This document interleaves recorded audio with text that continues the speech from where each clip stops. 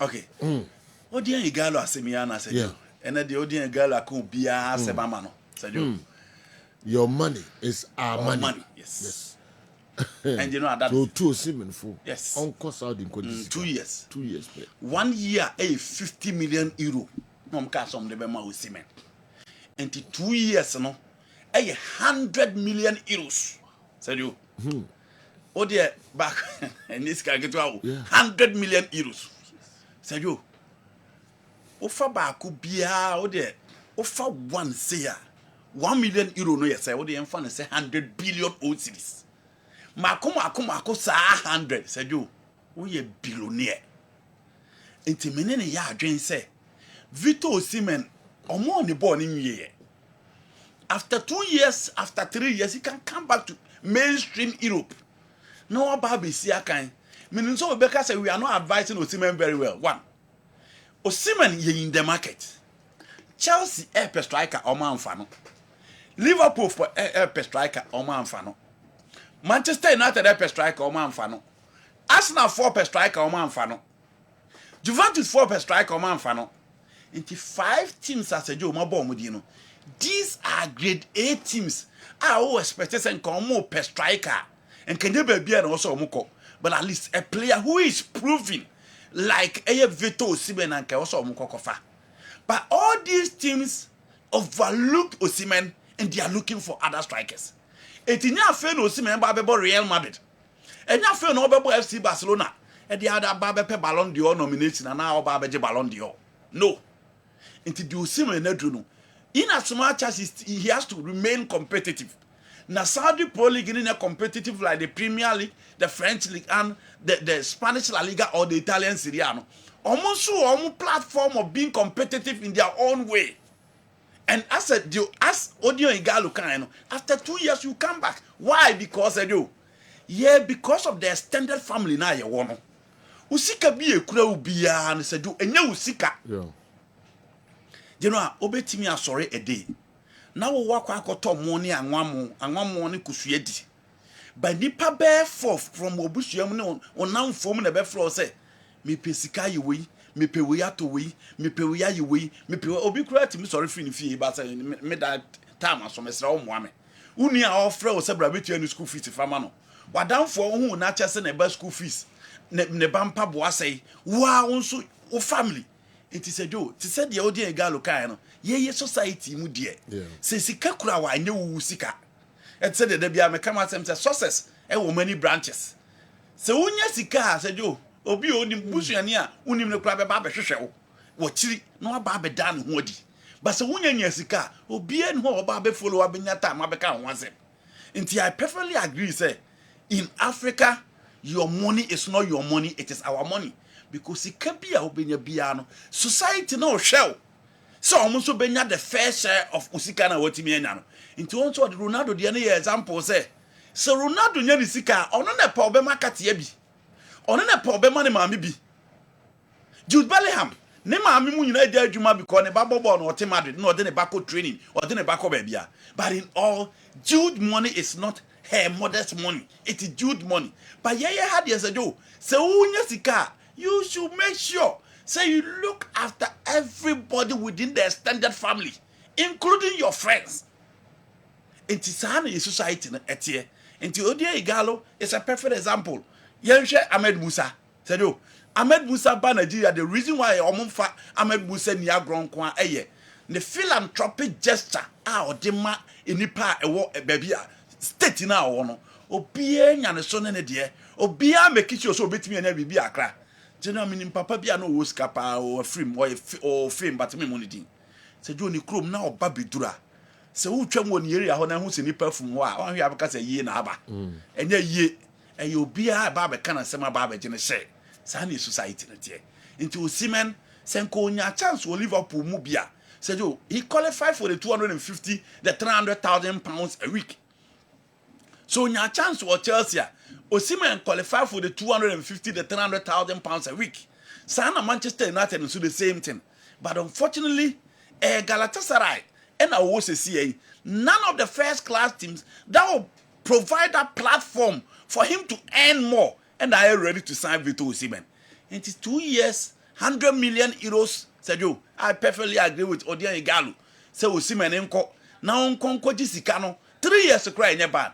Oba at age 29. Said you, any of the Italian clubs, obetimi akwa kosi aka momo. No aba abegin 100,000 euros a week, 120, 150,000 euros a week, and tend to work out because within the Serie A they don't care so much about age. And until Herrick Beketen at this level, still are only remaining competitive in the Italian Serie A, and they still remain competitive in the European game. Until Italy the only for age home.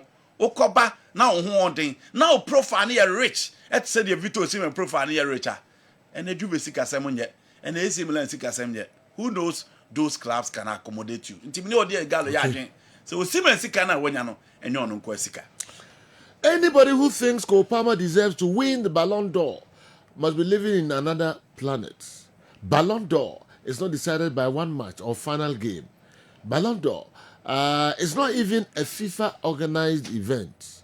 Cole Palmer won't even come third on FIFA World Best Votes. Honestly, he didn't even deserve to be crowned the best player in the Club World Cup. He only performed in the final game. He even had poor performance during the second half of last season's EPL. Let Chelsea fans continue to troll other teams. Soon, the EPL will start and they will revert to attacking the owner, manager, and some of their players like the goalkeeper. They will start calling for Abramovich's return when the defeats start and they find themselves in mid-table of the EPL. Kofi Accra and the way Abrayan. Kofi wo team ben Fabra na yenyina so enye nchechiremu no minima de. Okay, but odi abaro no. Second part in the minima de going to be age the trophy no celebrity. Now Baba ka chen say in future say betima to into celebration no nya ya na mentiase. When nim the way nim. Obi agina de o ginene. O se ye EPL na se a enkoyi mamo. Mo be attack coaches name. Me I don't just get it. Maintenance. AP. Maintenance. Obi agina de. You say EPL no be cry. Say what? Let the person celebrate. What's your worry? No, you know, before the Club World Cup, Kofi, we had a lot of people who said Chelsea could compare the tournament. That was one. Chelsea call omuko nyina na obi Flamingo show omo biase ayanka omuko nyina na obi asombetia in the final people were asking the number of goals Robert Sanchez will concede in the final. Yes, no be able to say, but it's again to his message. Kopama ball now against Palmeiras, he played. It is never true that he only played in the final. yeah. Against Palmeiras, he played and played very well. So who can on deserve FIFA best Ballon d'Or? They are fine. But tournament obi am for kasa. Minti Kopama no. So be a man for many agia be bro so dey be obekasa. Ebi ehuru. Ba emu bi anka say Kopama. Kopama Ballon d'Or man. Ballon d'Or conversation aba this year. Obi am Kopama din obebia. In the Premier League, Moise Caicedo was adjudged the best player for Chelsea. But Sergio, the difference between a good player and a great player and the see or final. The tournament for Chelsea, it was the FIFA Club World Cup. It was Pedro Neto and then Moise Caicedo. To some extent, Enzo Fernandez. Omo tournament, omo boy pa. But Sergio, good player to me, you know who match BM. But the final game, for great players. Omo the you omo. Yeah. In the 2002 World Cup, among four boys, we can talk about Hassan Suka, we talk about Hassan Sass. Yeah, Becca about several players who played. Rivaldo played at that particular World Cup. Yeah. But in the final, it was Luis Ronaldo. And Kopama and Timia Mo, no credit on Timia Mo to say Pedro Neto. But in the final, where was Pedro Neto? Who decided the game? It was Kopama. Now Kopama, this is now decided the game, and then Kantumu, it wasn't tapping. It was a world-class finish from the guy. And said, he really showed his quality. In the midst of four players. So give it to him. That differentiate between him and Pedro Neto in the final. Now, Genoa. We are the trophy or in future. See the battle. Now, Church, Omanga something na Yana. What the trophy or What? Who? How does it? Any. Hey yo, you go. You know. Yeah. Now to transfers. Emiliano Martinez, Aston Villa goalkeeper. Na sejo, yenim se teams bebrebe pese omokofa ne maneba. Yate Chelsea kakra. O ho ana yate United kakra. Again, achire kwa de okopie mu Barcelona kodi holidays. Embe no so kofa ba se. Barca for pese omokofa no na oba be ye adwuma edema obo. Now, an incredible ne say, ne wife Amanda, ewo only a certain interior design company ewo England. Enti ne wife no nye na de say omo be free krom wa ko ba bia. Enti Abranti efe na Emiliano Martinez Aston Villa for person omo yiri from wage bill no so no. Team say we England were already say obeye adwuma de amom. Enti Chelsea ni Man United and as a Jose see obi ehwe. Again United for person omo sa ahwe. So omode Abranti ayefe no Alessandro Garnacho ebeko no omode akoye swap deal na omode akofa Emiliano Martinez na omode na aba, and I think it's a good deal. Say United 4% omokosa unana pra, it's not likely season in start here on the best starting, and in 2 seasons with Andy Onana at Manchester United on chair. Say, oh yeah, the goalkeeper I rely on him if they really want to compete in the market. United fire sluggish in terms of the transfers. So I check the seriousness of the Arsenal team, because Arsenal for just one place. No more complete deal, no. And Saturday I will discard the Arsenal team. You know, the Arsenal team on paper looks scary. Liverpool for a very serious in the market. Manchester City for we. Chelsea pebako na menu bia ba beka to complete the deal. It is Omunya Emiliano Martinez. I think say it's a good step. Liverpool. Ali Barat, one person I am say Sejo, why ye Juma, this transfer pa make Ali Barata. Na make the agent for Abranti friend Hugo Etikite, Kendre Pass. On one of the Moise Casedo eba Chelsea, and on one of the Nicola Jackson, and so eba Tima your friend Chelsea, why ye Juma pa. Sejo adienche. I want to say Hugo Etikite Abranti. On the TV issue, Ali Barat, the agent for some players, and I said, Joe, me ball mudino. On this our players who in our baby pimu, a team, sir, or moving in the last 2 years, and in the last 2 years, so you were a man that's a free war, or a one person, said you, why you transfer a pa? Now, a day will not pass, I want to say, Abranti, a friend who go a ticket, ye body what the transfer window, you know, he's good, but not special. And then clear about this, and it was Newcastle United. And a coba say Newcastle for her some come back akofano. No mdina beka Isaac ho. Na Isaac whether you started from the top or Isaac will play from the left. No do ni mumu top. And then clear ban say Liverpool then I agree. 6 years deal. You know personal agreement ni bibia akọ. Akase bid no betia be call akopiem or Frankfurt. Enti Isaac de no Liverpool former Abranti for Isaac agent no ya we say so where the stanza Newcastle United for taking her. The betting me the Alexander Isaac abanis Abranti and for transfer request in Kotum. Say yes, I de be ding so mu betting me akwa Abranti and Edinaba. Inti so mo anya Isaac dia. Then alternative Abranti a friend who go and ticket from France. Frankfurt you know said you ono na ewo mu say Liverpool and I agree Abranti and Eba na wa ba bi sia kan Ediama Liverpool. And no meeting koso New York. Odrigo Gues, any Liverpool penny for Real Madrid penny for be including his agent. And Omoko discussing the possible mover Odrigo Pesa or ba Liverpool. No, and I can sem kaka. Na you know the latest they say Abranti and Nadia to say Liverpool no beba. But Real Madrid for say omu say Omoko FIFA Club World Cup no nya more minutes there. But Javi Alonso enkasa on can plans ho. But the team be so omo beton one, omo be so omo beton. And said you Madrid for 80 million euro to 100 million. Says the card no my or Madrid say, oh the bar, ubetimi enya ho Rodrigo Gues. Now Babi Siaka and the amount. And on me Bekali who is the ass mover. Tima a friend Bayern Munich. Any Nakasa, any company on a video call. Na said you Cristiano Ronaldo I extending a contract, you know.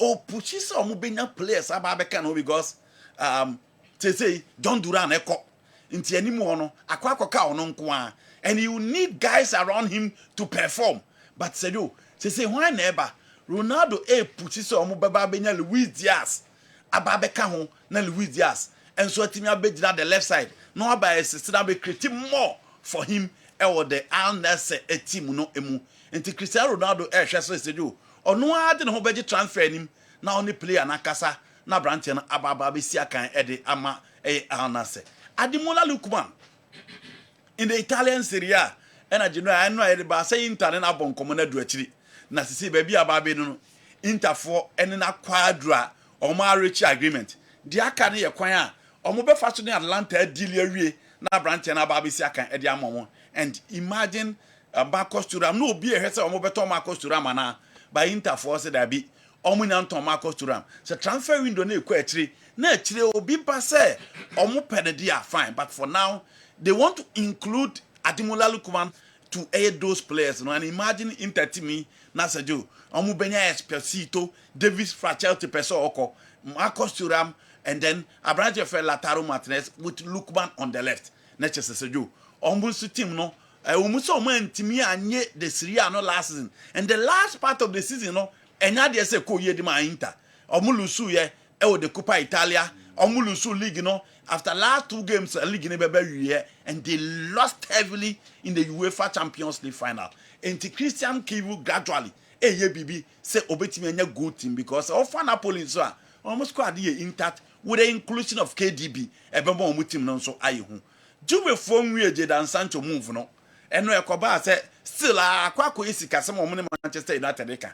But you know no pay so. The Ebane say still almost yes omu de Marcus Rashford so ebeba beka eye deal ne ho na omo anya those players ni mienu enti unya Sancho or the other end no anya Rashford or the other end na bibia nso atimi akoso ye e de amount e wo ho eno ne ade adwuwe for ehwe Brian Buembo da Brentford for sit sajo omo sika ne se omo de ko 70 63 na United e ba na omo so omo nso se sika ne 70 million pounds because almost all my transfer market now he players I move any sika for e dey ma omo nti so person oba be fa eye Brian Buomedia say 70 million pounds and san watimi aba be fa Cameroonian brand here or that TV so ono a ni player no ni sika Brentford one wisa so Liverpool for any tete ho say Sergio omo hwe obi at least obo betimi anya no na attack no so odirigo kura ba say Abrante fe no who go etikite ni ho a ono nso atimi aba bebo amane matimi akoye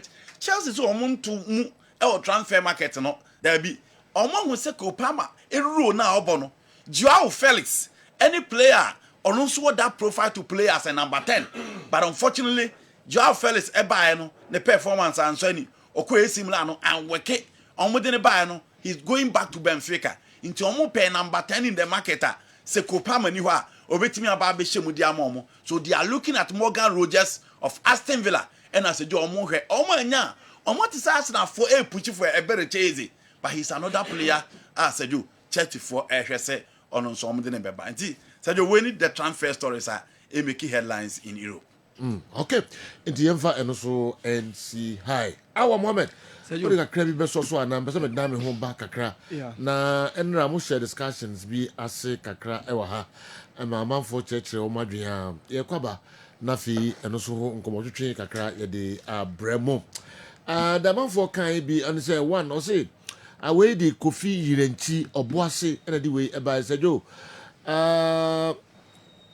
you didn't complete your discussions on the strength of our teams in the upcoming CAF competitions if they mainly use the local boys. Kindly do it today for us. Interesting. And now, Bibisa by on. And now, Obisa say. Oh, yes. Oh, now, Obisa say. Yes. Obisi, you local players now, Hanam. Say, a Pessi team be quite bontino, Koya, yeah. In Nuka, say, will be depending local players in Nkwa. Okay. Emma make us some Nini Pakroya dream because Ofa Pyramid or Moji Champions League, Festin Kayela or the Egyptian. But for me, he was their top player in the competition. Okay. Okome Melody Sundowns for no Biabo Mudina. Marcel Allende is a Chilean. On free South African. Lucas Ribeiro is a Brazilian. Against Borussia Dortmund, Lucas Ribeiro on a pick ball from center line. A tree will be at the Bonukura pool. Yeah. And the teams are performing on our continent. Said they don't depend on the locals alone. And so no matter me a performance. Okoba, you compare it to Ghanaian clubs in recent times. Emma make a media macrano. The last time Omukoya Omoya, they are GM Vita on Ghana. Omukofa one Zimbabwean player who was part of their team. Until almost quite including foreigners. The last time I got to Kokoya Omukoya, Sonny Yakuba was part of that team, and there was another Ivorian guy. Until team snippets Omoya there. There was absolutely nothing wrong. So I'm being included a foreigner. You're good. What that quality to lead the line. Okay. Enti young comrade na M7 for interest home. Enti na Kofi enti oboase di we abano. We say, is it the way to go? Our coaches are not far better than these expatriates that the teams usually rely on. Okay. Have the expatriate coaches achieved that much with our clubs in both local and continental appearances?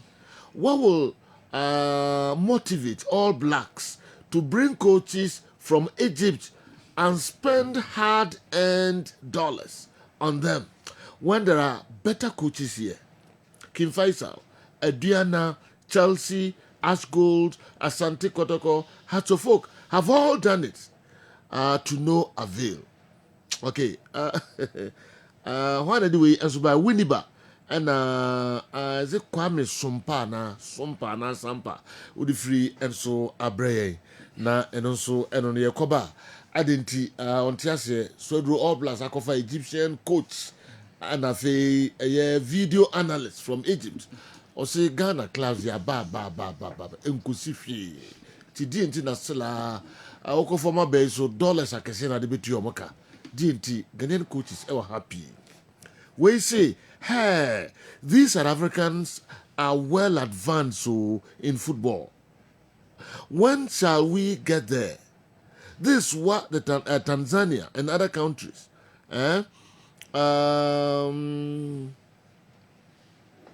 or other lesser known countries, okay, have done or have copied. Just look at what Kaiser Chiefs are doing in Ghana in relation to the Toyota Cup against Kumasi and Asante Kotoko. Can any team in Ghana do same? Kweku Yankson and so the way every ora and Abreye. Kaiser Chiefs said one who do more air in Ghana, one back Ghana, more visit schools, more Asante Kotoko company for club, company for players, more Kaho, more co two for more raise awareness. Toyota Cup, Kotoko, as I first saying. Kaiser Chiefs or South African tea. Omo aba. Omo na invite Asante Kotoko. Nipa baku 45. Omo na be for omo ho ka nyina. Ene ba ko South Africa ko bo omo ho ka sai. Aba Kotoko aba omaimu. Andra, was it yesterday omo the FC 20? Yeah. Boy. Yeah, 20 show omo 2-1. Ani nyina na preparation omo e di Asante Kotoko. Omo ni FC Pek Zwolle boy. Okay. So omo Holland. Yeah. Omo Holland. Omo Holland CC. Club no Holland CC. Wow. Into Ghana club, you beat me. I the South African see almost a year. And that Champions League ground, Moko Confederations Cup. FKK. Fadiga might show the way free bomber and a buy. One might be truly problematic with Hearts of Oak, given the frequent legal cases they face, resulting in orders to compensate former players and coaching staff. Why do these issues occur so often? And what procedural steps, okay, that Hearts of Oak follow when terminating contracts? Could these ongoing financial liabilities ultimately threaten the club's financial stability, potentially leading to bankruptcy? We if we fadiga maestro bomber, don't also de abreye and on the Yakoba. Sansen semi now no Rebecca local source no na ya bim kakra de ama mo. Awa. Sergio. Yes sir. Kitwebi. Unze Sergio Ali almost season and shedan kuyi in as much as near on person moye who winning the Egyptian league last minute. But Sergio nani omo penny so mobile winning the Champions League. And shedan kuyi Mamelodi Sundowns ebe yomo. Or Club World Cup. Honestly, they didn't impress much. But as you are Baba Betuja Somasa need 3 players. Omoba Beshemu team no mukina. Not too much of signings this time around. Okay. Including one of the returnees, Mohammed Sharif, or one of the guys who has been part and parcel of the club. Oni Ali Udie Moni Pesita Uman and Enam and Oko outside and Wasaba back alongside Mohamed Shokri, a left back. I don't know so much signing from Ceramica, Cleopatra, and of course almost signing Yassine Marie, another defender from Fraco FC. So we said you only few signings ahead of the next season, not too much of wholesale signings. This yes, it's me but to me make signings be brave, but said you entire frequent. Unlike how our clubs used to be doing. Say be a run new season, be able to see a top 15 players, 12 players, just 1 or 2. No more plucky those holes award the club, no, because say some of the players could be on their way out. Many can say Wissam Abu Ali or Impressi the Club World Cup. No, Ababe told us a Columbus crew from USA are making a chase for the guy. So another 1 or 2 players in Suho, Aliu Day are returning. So just few signings in my say you near me person me touch on IFAB, Meka International Football Association body. Oba, because Okoba now by no mommy. Okay. And Sana area was the others no aba. IFAB.